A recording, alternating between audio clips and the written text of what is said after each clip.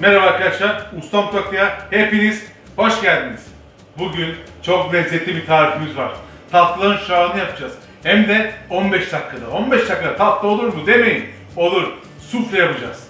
İçi akışkan, 15 dakikada fırında hem de güveçte yapacağız.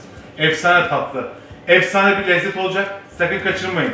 Tabii ki lezzetime ulaşmak için kanalıma abone olup videomu beğendiyseniz de beğen tuşuna basabilirsiniz. Haydi başlayalım. Evet arkadaşlar, sufle malzemelerimi sayıyorum. Çok basit, her evde olan malzemeler. 2,5 yemek kaşığı tereyağı. Bununla birlikte çikolatalarımı benmari usulü eriteceğim. Yani buharda eriteceğim. Çikolata olarak da yarısını bitter, yani bir paket bitter, bir pakette sütlü ve fındıklı çikolata kullanacağım.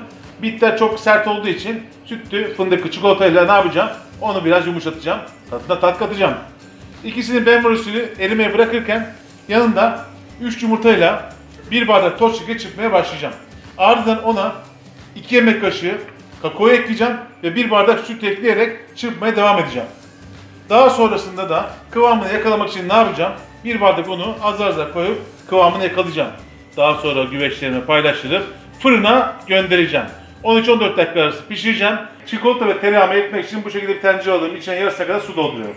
Böyle bir tabak koyuyorum. Çok kalın olmasın ki ısınması kolay olsun. Daha sonra üzerine ne yapıyorum? Şöyle 2 yemek kaşığı, 2,5 yemek kaşığı kadar tereyağımı ekliyorum. Onun da üzerine şöyle bir paket sütlü fındıklı, bir pakette bitter çikolata ekliyorum ve bunların erimesini sağlıyorum. Çikolatamız erirken biz de burada ne yapıyoruz? Diğer malzememizi karıştıralım. 3 tane yumurtamı şöyle bir karıştırma kabına alıyorum.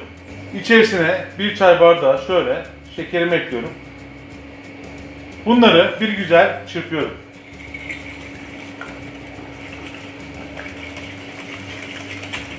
Güzelce yumurtamla şekerimi çırptım, köpürttüm. Şimdi içerisine 2 yemek kaşığı kadar ne ekliyorum? Kakao ekliyorum. Şöyle biraz daha fazla koyalım, tam olsun. Evet. Ardından da şöyle 1 bardak sütümü de ekliyorum. Ve güzelce çırpmaya devam ediyorum. Bu aşamada fazla telinizi kaldırmayın çünkü kakao her yere sıçrar. Yavaş yavaş çırpın. Çikolata ve tereyağı gördüğünüz gibi çok güzel bir şekilde eridi. 10 dakika bile sürmeden 7-8 dakikada bu hale geldi. İstediğim kıvamda. Şimdi diğer yaptığım, çırptığım kıvamın içine bunu ekliyorum. Malzemelerin hepsini birlikte güzel çırpıyorum ve kaplara alıyorum. Evet, eriyen çikolatalarımı da ne yapıyorum? İçerisine döküyorum. Bakar mısın şuraya?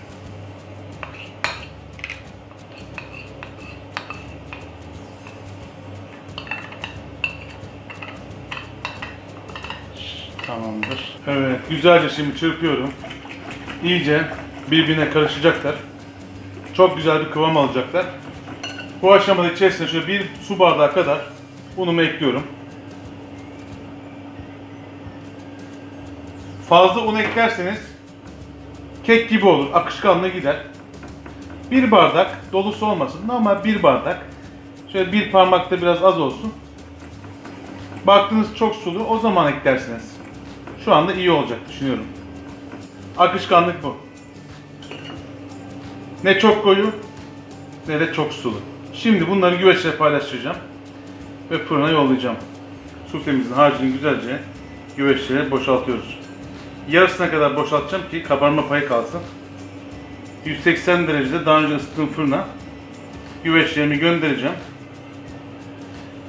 14-15 dakikada tutacağım. 20 dakika tutarsanız çok koyu olur, iç akışkanlığı gider. Bunu söylemek istiyorum. Daha sonra keke benzer.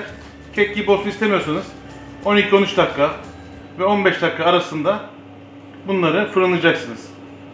Evet, suflelerimi, güveçlerimi aldım. 6 tane güveçim oldu. Bir tanesi biraz az ama yine iyidir.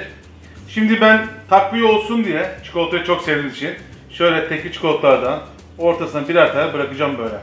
Şimdi ne yapıyorum? 180 derece önceden ısıttığım fırına gönderiyorum ve 13-14 dakika kadar pişiriyorum.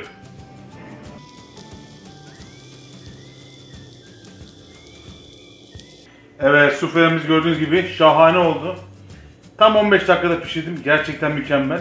Şimdi ne yapıyorum? Kaşığımı daldırıyorum ve akışkan diyeyim bakıyorum. Of of of of of, mükemmel. Benim çikolatam burada duruyor zaten. Çikolatamı şöyle alıyorum kenara. Şöyle kenara alıyorum ve suflemin akışkan mükemmel çikolatasını gördüğünüz gibi tam istediğim akışkanlıkta. 2-3 dakikada pişirirseniz çok sertleşir. 15 dakika pişirdik.